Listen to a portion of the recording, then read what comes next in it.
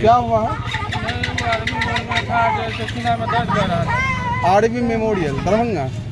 तो वहाँ से बोला कि जब तो अपना जिला वहाँ से ट्रांसफर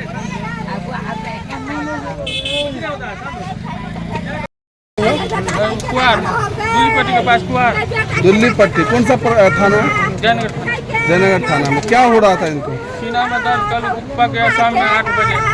यहाँ से ले गए डीएमसी आरबी मेमोरियल। वहाँ से जो बोला कि जिला में ले जाओ। वहाँ पे डीएमसी नहीं लिया। भर्ती के यहाँ पे आए।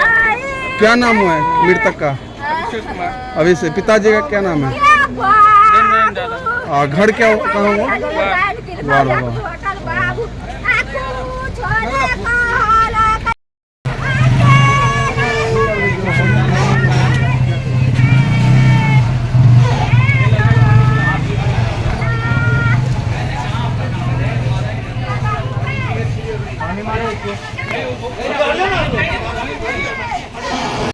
होने के बाद फिर क्या हुआ? बोला कि जैसे सदर जिला में वहाँ एडमिट नहीं किया था क्या? वहाँ एडमिट नहीं किया था उनको? किया कल रात में एडमिट किया था। सुबह में 10 बजे छोड़ा, 10:30 बजे। तो वहाँ क्या मतलब तबीयत ज़्यादा खराब हो गया? वो तो यह अथी में आईसीयू में था तो थोड़े पर देखने देता है। आईसीयू में था। ज़्यादा दिन से बीमार बस ये तो एकाएक छाती में